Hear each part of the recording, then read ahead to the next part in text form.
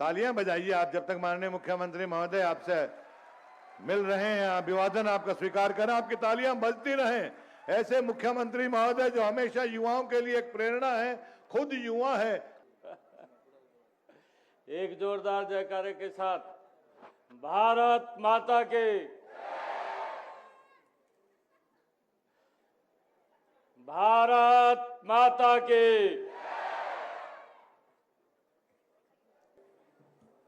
सभी युवा साथियों, आज मेरे लिए ये बहुत ही गर्व और गौरव का दिन है कि आज ऐसे महान व्यक्तित्व जिनसे युवाओं को प्रेरणा मिलती है, ऐसे महान व्यक्तित्व स्वामी विवेकानंद जी की 163वीं ये जन्म जयंती पर इतनी भारी संख्या में हम सब युवा एकत्र आए हैं। आप सबको मैं स्वामी विवेकानंद जी की जन्म जयंती के अवसर पर बहुत बहुत बधाई और शुभकामनाएं देता हूं। आज राष्ट्रीय युवा उत्सव के अवसर पर आपके बीच में आकर के अपने अंदर में उत्साह, उमंग, उल्लास महसूस कर रहा हूं। उसे शब्दों में बयान नहीं कर सकता। साथियों, आप युवा हैं और आप में आज युवा होने की ताकत, जोश और जज्बे को मेरे साथ वो दिखाई दे रहा है। साथियों, आपकी आवाज बुलंद आपके ये युवा होने का प्रमाण देती है। मुझे खुशी है साथियों, आज का यह दिन केवल एक साधारण जयंती नहीं है। यह दिन और उत्सव हमारी भारतीय संस्कृति की दुनिया भर में परचम फहराने वाले महान संत स्वामी विवेकानंद जी को नमन करने, उन्हें याद करने और उनका अनुसरण करने का ये दिन है। इससे पहले मुझे आप जैसे जोशीले युवाओं की एक टोली को नशा मुक्ति अभियान पर रवाना करने का भी वो अवसर मिला है, जो साइकिल रैली के माध्यम से पूरे हरियाणा प्रदेश के कोने कोने में जाकर के नशे के खिलाफ युवाओं को जागरूक करने का, पूरे प्रदेश में ये फैलाने का काम करेंगे। नशा मुक्ति के संकल्प के लिए आज बेहतर दिन ही नहीं हो सकता। इस लड़ाई को आप सबके सहयोग के बिना कोई जीत भी नहीं सकता। आज मेरा आप लोगों से आग्रह है कि इस नशे के खिलाफ आज स्वामी विवेकानंद जी की ऐसे महान व्यक्तित्व जिनका जीवन हर पल के ऊपर हमें प्रेरणा देता है, और हमें ये संकल्प लेकर के ये यहाँ से हम जाएंगे कि हम नशे के विरुद्ध डट करके जब तक समाप्त ना हो जाए हम उसके प्रति आवाज उठाते रहेंगे। मुझे ये खुशी भी है आज सभी युवा साथियों के बीच में कि आज गांव में ही युवाओं को जिम की सुविधा उपलब्ध कराने के लिए 250 जिमों का आज उद्घाटन भी हुआ है।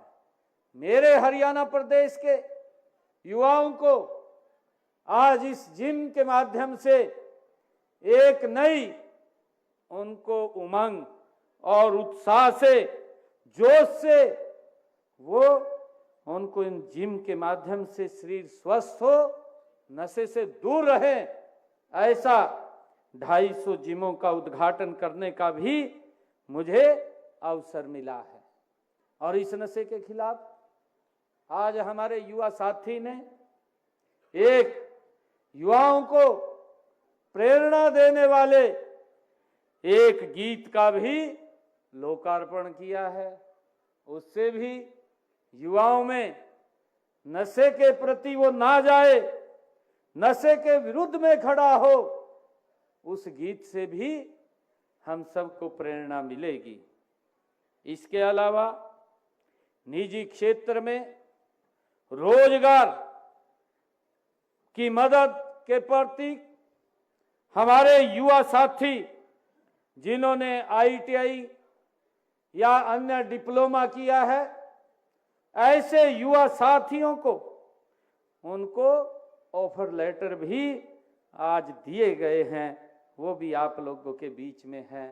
मुझे खुशी है कि आपने राष्ट्रीय सेवा योजना में बहुत अच्छा प्रदर्शन किया है।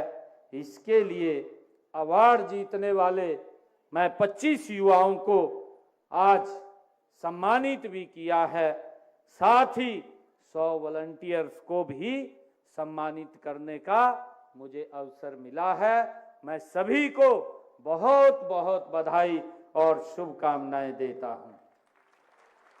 युवा साथियों, राष्ट्रीय युवा दिवस ऐसे समय में ऐसे राष्ट्रीय संत के जन्म दिवस पर है जिन्हें हम स्वामी विवेकानंद जी के नाम से जानते हैं। आज एक सवाल मेरे मन में भी आ रहा है, आपके मन में भी शायद यह सवाल कभी उठा होगा कि आखिर विवेकानंद जी के ही जन्म दिवस को युवा दिवस के रूप में क्यों चुना गया है। इसका कारण है कि स्वामी विवेकानंद जी की उम्र से ही नहीं बल्कि अपनी सोच से, अपने मन से, अपने विचारों से और अपने कर्मों से भी युवा थे स्वामी विवेकानंद जी। स्वामी विवेकानंद जी का जन्म से विवेकानंद नहीं थे। स्वामी विवेकानंद जी जन्म से स्वामी विवेकानंद नहीं थे। विवेकानंद तो वो अपने कर्मों से बने हैं। 12 जनवरी 1863 को जब उनका जन्म हुआ तो जन्म तो नरेंद्र नाथ के रूप में हुआ था। वहां से स्वामी विवेकानंद तक की यात्रा उन्होंने खुद पूरी की है। युवा केवल उम्र से नहीं, संकल्प से होता है, साहस से होता है, समर्पण से होता है। युवा होना केवल उम्र का होना नहीं है बल्कि जीवन को सही दिशा में, सही कार्यों में और सही तरीकों से लगाकर सार्थक करना ही युवा होता है। मुझे खुशी है कि जो स्वामी विवेकानंद जी ने किया था, उन्होंने भारत के नव जागरण का संकल्प किया था। उन्होंने देशवासियों में आत्मसम्मान और गौरव से जीने की लोग पैदा की थी। उनमें आध्यात्मिक जागृति पैदा की थी। मन में देश के प्रति प्रेम, समर्पण और सेवा भाव है तो आप युवा हैं। देश के लिए कुछ कर गुजरने का जज्बा आपके अंदर है तो आप युवा हैं। यही समर्पण भाव और देश प्रेम स्वामी विवेकानंद जी के अंदर था। हम सब जानते हैं। मुझे ये भी खुशी है कि आपको स्वामी विवेकानंद जी के बारे में एक बात नहीं पता होगी, उन्हें खेल बहुत पसंद था और जो खेल उन्हें पसंद था उसे सुनकर आप खुश हो जाएंगे, क्योंकि वो खेल हरियाणा के युवाओं का भी पसंदीदा खेल है। स्वामी विवेकानंद जी को कुश्ती बहुत पसंद थी और वो कुश्ती खेलते थे। उन्हें किताबें पढ़ने का भी शौक था। जिस किताब को वो देख लेते थे उसको भूलते नहीं थे। उन्हें संगीत पसंद था। संगीत के साथ इंस्ट्रूमेंट विवेकानंद जी बजाना जानते थे। मुझे खुशी है रामकृष्ण परमहंस जी उनके गुरु थे। वह पहली बार रामकृष्ण परमहंस जी के आश्रम अपने बड़े भाई के कहने पर गए थे। उन्होंने अपने साथ रामकृष्ण परमहंस जी के आश्रम चलने को अक्सर उनके भाई कहा करते थे कि वह भी आश्रम चलें, वहां उन्हें बहुत कुछ सीखने को मिलेगा। लेकिन स्वामी विवेकानंद जी टाल देते थे, वो नहीं जाते थे। एक दिन स्वामी विवेकानंद जी उनके बड़े भाई उन्हें यह कहकर आश्रम में ले गए कि युवा थे और युवा को अगर कोई परिवार बड़ा कुछ बोलता है तो उसके बात में भी वो आ जाते हैं। स्वामी विवेकानंद जी को उनके बड़े भाई ने कहा कि आप आश्रम में चलिए, रामकृष्ण परमहंस जी के आश्रम में उनसे मिलने के लिए जाइए और वहां पर आपको रसगुल्ले मिलेंगे। और इस बात को वो सुन करके उनके साथ चले गए और सब कुछ जब वो वहां पर पहुंचे तो सब कुछ छूट गया और उन्होंने अपना पूरा जीवन अपने राष्ट्र, अपनी संस्कृति और अपने धर्म के लिए समर्पित कर दिया। स्वामी विवेकानंद जी ने विदेश में जाकर भारतीय संस्कृति, सभ्यता, आचार व्यवहार तथा रीति नीति की श्रेष्ठता स्थापित करने का काम भी स्वामी विवेकानंद जी ने किया है। जब कभी जिक्र आता है कि उनका शिकागो के 1893 की धर्म संसद में दिया गया भाषण आज भी उसको याद आता है और उसी का जिक्र होता है जो उन्होंने धर्म संसद के अंदर अपना भारत का पक्ष रखते हुए अपना भाषण दिया था।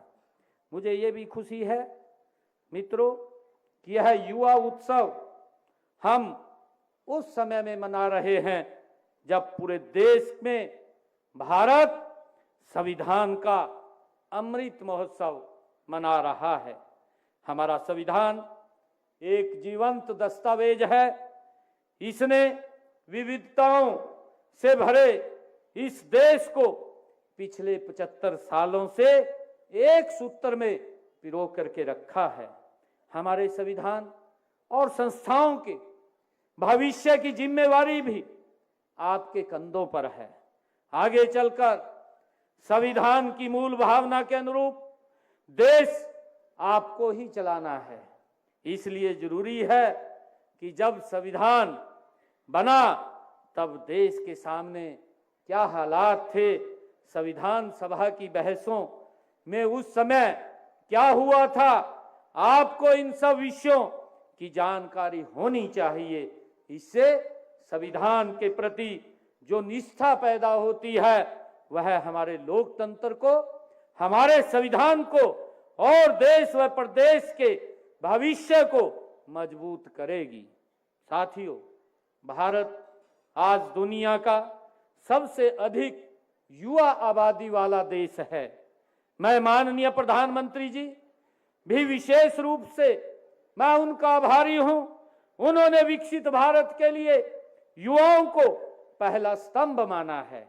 उनका मानना है कि विकसित भारत, भव्य और दिव्य भारत का निर्माण करने के लिए हमें 4 स्तंभों की आवश्यकता है, जिसमें सबसे पहला स्तंभ है युवा शक्ति, दूसरा स्तंभ है नारी शक्ति और हमारे किसान तथा मध्य व गरीब वर्ग के लोग, इसमें युवा शक्ति आप हैं। विकसित भारत ये की शक्ति आप हैं। मुझे गर्व है कि हरियाणा का युवा आज हर क्षेत्र में आगे है। आपने अपनी प्रतिभा के बल पर देश विदेश में धाक जमाई है। हरियाणा की पहचान अगर कहीं है तो धाकड़ के रूप में है, और तो पहचान यहाँ के धाकड़ नौजवानों से है, आपसे है। मुझे ये खुशी है। साथियों, हमारी सरकार का यह तीसरा कार्यकाल है। पिछले 2 कार्यकालों के 10 वर्षों में हमने पूरा प्रयास किया है कि आपको खुला आसमान दें। हमने आपको 21वीं सदी की आधुनिक शिक्षा देने के लिए नई राष्ट्रीय शिक्षा नीति लागू की जा रही है। हाथ में हुनर से कमाल करने वाले नौजवानों की मदद के लिए पीएम विश्वकर्मा योजना को आदरणीय प्रधानमंत्री जी ने लागू किया है। प्रदेश के युवाओं को स्किल से जोड़ने के लिए राज्य में देश का पहला विश्वकर्मा विश्वविद्यालय वो खोला गया है। आप जिस भी लक्ष्य को हासिल करना चाहते हैं, हम उसमें आपका पूरा साथ देंगे। फिर चाहे शिक्षा की बात हो, स्किल डेवलपमेंट की हो, स्वयं रोजगार के लिए मदद की बात हो, अथवा विदेश में जाने की बात हो, हर कदम पर हम आपके साथ खड़े हैं। साथियों, आप जानते हैं कि हर युवा का एक सपना होता है कि वह कुछ बन जाए, उसकी भी कोई नौकरी लग जाए और वह अपने परिवार, देश, समाज के लिए कुछ कर सके। हरियाणा में सरकारी नौकरियों का क्या हाल था, यह तो आपको पता है। आप जानते हैं कि हरियाणा में नौकरी बिकती ही बिकती थी, आप सबको मालूम है। लेकिन नौकरी के कारण मां के गहने और घर की जमीन और युवाओं के सपने भी बिक जाते थे, परंतु कई बार नौकरी नहीं लगती थी। भाइयों, मुझे खुशी है, अभी हमारी डॉक्यूमेंट्री फिल्म में भी दिखाया गया है। स्वामी विवेकानंद जी ने भी कहा है कि जितना बड़ा संघर्ष होगा, जीत उतनी शानदार होगी। ये स्वामी विवेकानंद जी ने कहा है कि जितना बड़ा संघर्ष होगा, जीत उतनी शानदार होगी। हमने आकर युवाओं के सपनों की नीलामी को रोका है। हमने कहा कि नौकरी पारदर्शिता से और निष्पक्षता से हमारी सरकार देगी, और उसका परिणाम यह हुआ कि पिछले 10 वर्षों में हमारी सरकार ने बिना पर्ची, बिना खर्ची के हरियाणा के अंदर 1,71,000 युवाओं को हरियाणा सरकार में नौकरी देने का निर्णय ये किया है। ये हमारी सरकार का दृढ़ संकल्प था। और भाइयों, अभी चुनाव चला था, ये तीसरी टर्म की सरकार है। इस चुनाव के अंदर किस प्रकार की बातें वो विपक्षी द्वारा की गई कि मेरे हिस्से में इतनी नौकरी आती है, मैं हिस्से के अनुसार दूंगा। कोई बोलता था कि भाई जितनी मेरे हिस्से में आएंगी उतनी दूंगा। कोई बोलता था कि मुझे 50 वोट दे दीजिए मैं ठूले के अनुसार नौकरी दूंगा। भाइयों, किस प्रकार से नौकरियों की बोली लगती थी, परंतु हमने एक दृढ़ संकल्प लेकर के कि किसी माँ बाप को, किसी युवा को किसी के पास जाने की जरूरत नहीं है। भाइयों, जो हमारा हरियाणा का विश्वास, युवा जो विश्वास खो चुका था, हमने उस विश्वास को कायम करने का काम हमारी सरकार ने किया है और हमने 1,71,000 युवाओं को बिना पर्ची, बिना खर्ची के हरियाणा सरकार में नौकरी देने का काम ये हमारी सरकार ने किया है। मुझे खुशी है आज आप लोगों के बीच में बताते हुए कि हमने ये भी निर्णय किया, नहीं तो ICS अधिकारी लगने के लिए भाइयों बहुत ज्यादा कंडीशनें थी, और वो कंडीशनें थी कि वो किसी मुख्यमंत्री का नजदीक का रिश्तेदार होना जरूरी था, वो उसके मामे का छोरा होना जरूरी था, और ये भी कंडीशन थी किसी मंत्री के वो फुफ्फड़ का छोरा होना जरूरी था। परंतु आज आप देख रहे हैं एक गरीब परिवार का बच्चा जिसने अपना टेस्ट क्लियर कर लिया है, हरियाणा सरकार में बिना पर्ची, बिना खर्ची के ICS अधिकारी लग रहा है। ये हमारा दृढ़ संकल्प है। साथियों, मैं यहां उपस्थित आप सभी युवाओं से ये अनुरोध भी करता हूं कि आप अपनी प्रतियोगी परीक्षाओं के लिए कड़ी मेहनत करें, क्योंकि हमने अपने तीसरे कार्यकाल के दौरान हमने ये संकल्प लिया है, आने वाले समय के अंदर हम हरियाणा में 2 लाख और नई नौकरियां बिना पर्ची, बिना खर्ची के हरियाणा में देने का लक्ष्य हमने रखा है। हमने हरियाणा कौशल रोजगार निगम के माध्यम से भी युवाओं को न केवल रोजगार दिया है, बल्कि उन्हें रोजगार की सुरक्षा भी दी है, ताकि उन्हें 58 साल तक कोई बाहर ना कर सके। ये भी निर्णय हमारी सरकार ने किया है। नहीं तो भाइयों, जब चुनाव चल रहा था उनके लिए भी कई बातें विपक्ष के द्वारा वो की जा रही थी।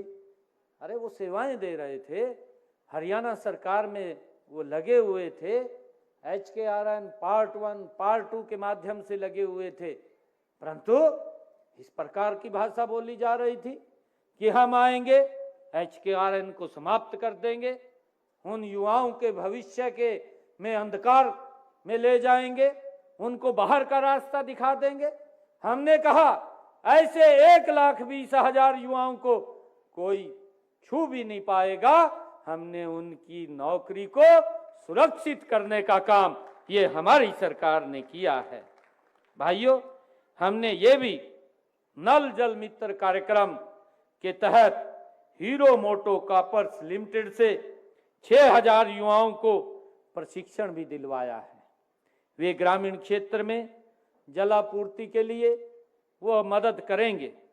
हमारी सरकार ने ड्रोन दीदी योजना, कंट्रैक्टर सक्षम युवा योजना और IT सक्षम युवा योजना जैसी की शुरुआत की है। इनसे हमारे युवा नए और उभरते क्षेत्रों में अपना कैरियर बनाने में सक्षम होंगे। मुझे खुशी है कि हमने जो कंट्रैक्टर सक्षम युवा योजना बनाई है कि जिन्होंने ITI की है, ऐसे 25,000 हमने नए कॉन्ट्रैक्टर को काम करने का अवसर दिया है कि वो काम कर सके और अपने विकास की जीवन यात्रा को शुरू करें और करते हुए विकास की नई ऊंचाइयों को छुएं। उनको रोजगार भी मिलेगा और इस देश की सेवा करने का भी अवसर मिलेगा। हमने इसके माध्यम से उनको अलाउ किया है। ऐसे 25,000 युवा साथियों को जिन्होंने ITI किया, उनको कहीं रजिस्ट्रेशन कराने की जरूरत नहीं है, वो अपने काम कहीं भी कॉन्ट्रैक्टर के ऊपर शुरू कर सकते हैं। हमने मित्रों विदेश में रोजगार की तलाश करने वाले युवाओं के लिए भी उनकी तकलीफों को देखते हुए और उन्हें किस प्रकार से हमारा युवा आज मैं आप लोगों के माध्यम से हरियाणा प्रदेश के युवाओं से ये अपील भी करना चाहूँगा, उनके माँ बाप से भी करना चाहूँगा कि डंकी जैसे सिस्टम से हमें बचना भी चाहिए और युवाओं को भी बचाना चाहिए, ताकि वो इस खतरनाक रास्ते के ऊपर चल करके वो बाहर ना जाएं, क्योंकि हमारा जीवन वो जोखिम में खड़ा हो जाता है। हमने इसके लिए युवाओं को विदेशों में भेजने के लिए, शिक्षा व रोजगार दिलवाने के लिए विदेश सहयोग विभाग हमने बनाया है और अब तक युवाओं के कॉलेजों में ही निःशुल्क पासपोर्ट बनवाए जा रहे हैं। मुझे खुशी है कि हमने अब तक हरियाणा प्रदेश के अंदर 35,000 से अधिक युवाओं के पासपोर्ट बनवाए हैं। इसके साथ ही विदेश में जाने से पहले हम युवाओं को उन देशों की जरूरतों के अनुसार उनको कौशल भी देने का काम करते हैं और इसके लिए हम विभिन्न देशों की भाषाओं में युवाओं को दक्ष बनाने के लिए भी एक नीति अलग से बना रहे हैं, ताकि व्यक्ति जब विदेश में जाता है, काम करने के लिए जाता है, तो वहाँ पर उसको लैंग्वेज की दिक्कत ना आए, उसके लिए भी हमारी सरकार इसमें काम कर रही है। साथियों, आप जानते हैं कि आज दुनिया ग्लोबल विलेज बन चुकी है। हमारे हरियाणवी भाई आज विश्व के कोने कोने में बसे हुए हैं और उनमें से अधिकतर लोगों ने परिवार यहीं पर हैं। ऐसे हरियाणवियों के लिए हमने ग्लोबल हरियाणवी केंद्र नामक एक पोर्टल बनाया है। इस पर वे अपनी समस्याओं को डालकर मदद पा सकते हैं, चाहे वह जमीन जायदाद से जुड़ी हुई हो या समस्या या परिवार की कोई समस्या हो, किसी झगड़े अथवा प्रदेश में निवेश करने के उनकी कोई इच्छा हो, उसके ऊपर वो डाल करके वो उसकी जानकारी ले सकते हैं और हरियाणा सरकार उसका पूरा सहयोग करेगी। युवा साथियों, प्राइवेट क्षेत्र में भी युवाओं को रोजगार के बेहतर अवसर मिले, इसके लिए हमने डुअल सिस्टम ऑफ ट्रेनिंग के तहत लगभग 258 उद्योगों के साथ साझेदारी कर युवाओं को व्यवहारिक प्रशिक्षण देने का काम भी हमने शुरू किया है। हमारा लक्ष्य है कि वर्ष 2030 तक राज्य का हर युवा हुनरमंद हो और वित्तीय रूप से समृद्ध हो और इसी लक्ष्य की प्राप्ति के लिए स्कूलों में NSQF, कॉलेजों में पहल योजना, विश्वविद्यालय में इंक्यूबेशन सेंटर और तकनीकी संस्थानों में उद्योगों की जरूरत के अनुसार प्रशिक्षण के लिए उद्योगों के साथ MOU करने जैसे कारगर कदम भी हमने उठाए हैं। मैं एक बात राजनीति के बारे में भी करूंगा। भाइयों, आज युवा साथियों के बीच में है, आप में जो भी कोई राजनीति में अगर भागीदारी करना चाहते हैं तो अवश्य करें, हमें करनी चाहिए। माननीय प्रधानमंत्री जी ने युवाओं को राजनीति में आने के लिए आह्वान भी किया है। आप सक्रिय राजनीति में जितना आते हैं उतना ही परिवारवाद की राजनीति पर प्रभाव कम होता है। साथियों, आज युवाओं के सामने अगर सबसे बड़ी कोई चुनौती है तो वह नशा है, जिसका मैंने जिक्र भी किया है कि हमने आज एक यहां से यात्रा को शुभारंभ किया है। हरियाणा प्रदेश के एक एक गांव के अंदर वो जाकर के पूरे हरियाणा प्रदेश के युवाओं को जागरूक करते हुए उस नशे की चुनौती से निपटने के लिए उनको जागरूक करेगी।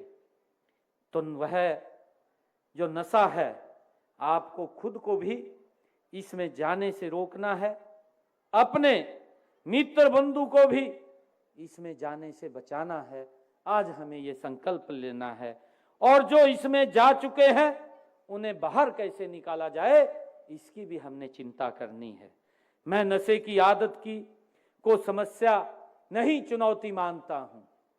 और मेरा विश्वास है कि दुनिया की ऐसी कोई चुनौती नहीं है जिससे युवा पार ना कर पाए, उसे खत्म न कर सके। इस लड़ाई में मैं आपके साथ हूं। मैं हमें अपनी ऊर्जा को, अपने उत्साह को, अपनी ताकत को नशे में नहीं मिलाना है, बल्कि नशे को मिटाने में हमने अपनी ताकत को लगाना है। हमने ये संकल्प लेना है। मुझे देश, समाज और अपने परिवार को सामने रख करके सोचना है कि नशा केवल हमारे शरीर को ही बर्बाद नहीं करता, बल्कि वो हमारे विकास के अंदर भी बाधा बनता है और हमारी शरीर को भी वो खत्म करता है, बर्बाद करता है, इन तीनों को समाप्त करता है। साथियों, युवा का अर्थ आप सबको पता ही है। आप सब जानते हैं कि अगर मैं युवा का अर्थ निकालूंगा तो मैं उसका अर्थ वायु निकालूंगा। आप सब जानते हैं कि युवा को अगर उल्टा किया जाए तो वायु बनता है, और वायु जब गति से चलती है तो भाइयों वो लोगों को स्वच्छ वातावरण देती है। तो मेरा आग्रह है कि हम वायु के अनुसार काम करें और वायु के अनुसार चलें। युवा होकर आप क्या कुछ नहीं कर सकते। जीवन की इस उम्र में, मैं इस अवस्था में जो ठान लिया जाता है उसे करने से कोई रोक नहीं पाता। युवा ने जो संकल्प ले लिया है, और स्वामी विवेकानंद जी ने तो कहा है, उन्होंने कहा है कि जब तक आप रुको मत, जब तक आप लक्ष्य की प्राप्ति तक नहीं पहुंच जाते। स्वामी विवेकानंद जी ने ये अपने शब्दों में कहा है। मुझे खुशी है कि आप सब जानते भी हैं कि आदि शंकराचार्य जी, जिन्होंने मात्र 13 वर्ष की आयु में ही वो सन्यासी हो गए थे। गौतम बुद्ध जी, जो 30 वर्ष की उम्र में घर छोड़ दिया था, और उन्हें ज्ञान भी युवावस्था में ही प्राप्त हुआ था। भगवान महावीर भी युवा थे। स्वामी विवेकानंद जी ने दुनिया की, भारत का परचम लहराया था और धर्म संसद में भाषण दिया था, तब भी स्वामी विवेकानंद जी युवा थे। और भगवान श्री कृष्ण जी ने गीता का ज्ञान देकर जिसे युद्ध के लिए तैयार किया था, वह अर्जुन भी युवा थे। अंग्रेजों की नाक में दम करने वाले, हमारे आजादी की मिसाल हाथ में लेकर चलने वाले भगत सिंह और चंद्रशेखर आजाद भी युवा ही थे। मुझे पूरा विश्वास है कि आप सभी अपने प्रदेश और देश का नाम रोशन करेंगे। मैं इसी संकल्प के साथ आप सबके उज्जवल भविष्य की मंगल कामना करता हूं। मुझे आज ये खुशी है कि आज हमारे हरियाणा प्रदेश के अंदर जो कुछ काम चल रहे हैं, मैं उनके बारे में भी आप लोगों को बताना चाहूंगा। और आज हरियाणा प्रदेश के युवाओं के लिए मैं कुछ घोषणाएं भी करना चाहूंगा।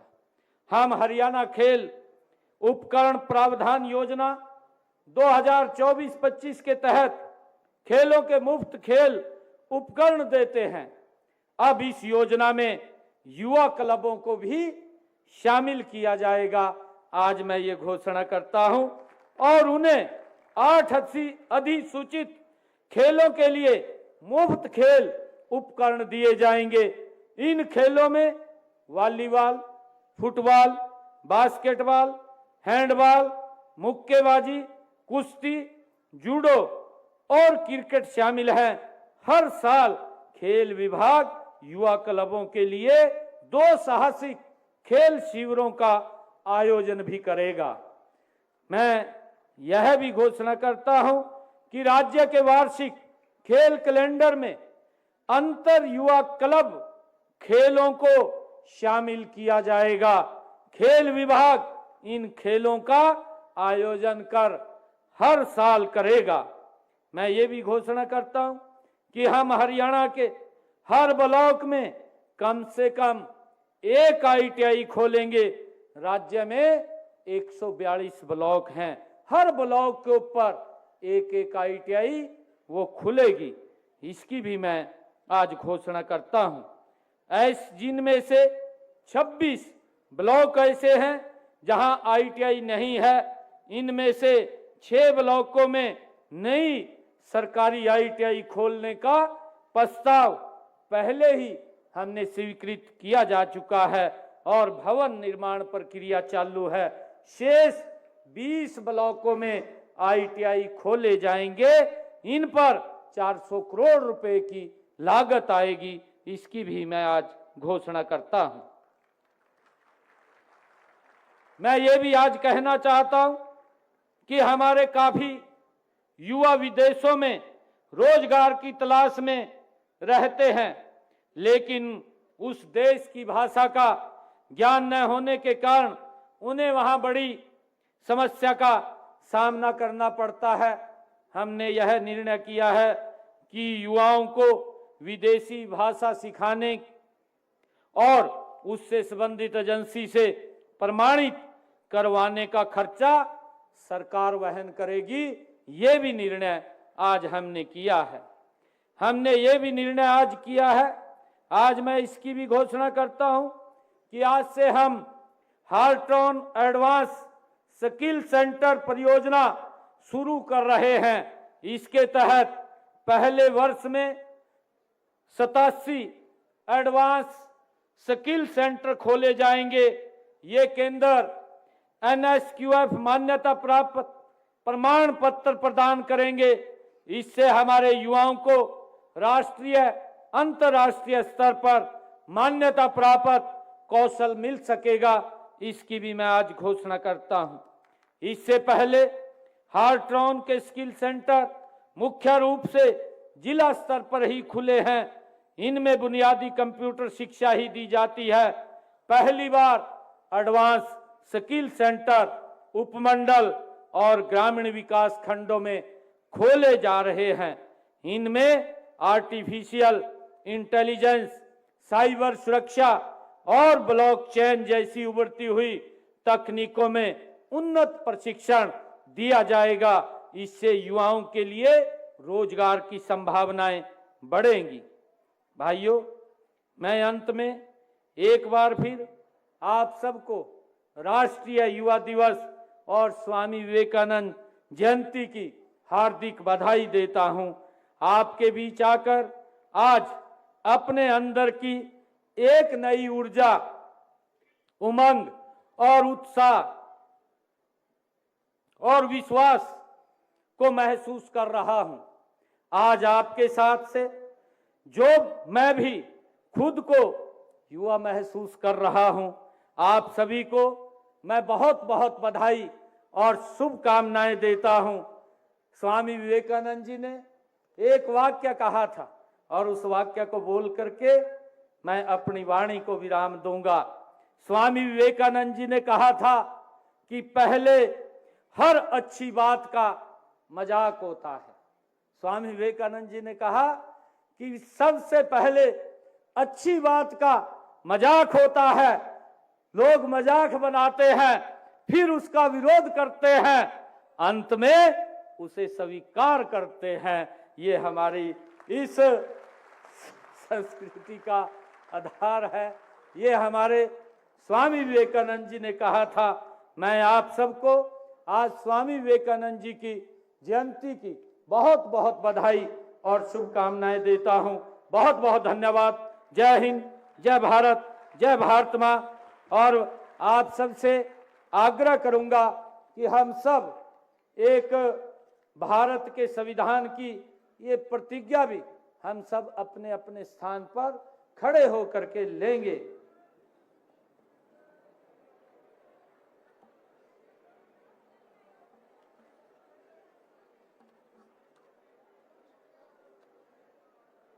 भारत माता की। हम भारत के लोग भारत को एक संपूर्ण प्रभुत्व संपन्न समाजवादी, पंथ निरपेक्ष, लोकतंत्रात्मक गणराज्य बनाने के लिए तथा उसके समस्त नागरिकों को सामाजिक, आर्थिक और राजनैतिक न्याय, विचार, अभिव्यक्ति, विश्वास, धर्म और उपासना की स्वतंत्रता, प्रतिष्ठा और अवसर की समता प्राप्त करने के लिए तथा उन सब में व्यक्ति की गरिमा और राष्ट्र की एकता और अखंडता सुनिश्चित करने वाली बंधुता बढ़ाने के लिए दृढ़ संकल्प होकर अपनी इस संविधान सभा में आज 26 नवंबर 1949 को एतद द्वारा इस संविधान को अंगीकृत, अधिनियमित और आत्मार्पित करते हैं। भारत माता की, भारत माता की, वंदे वंदे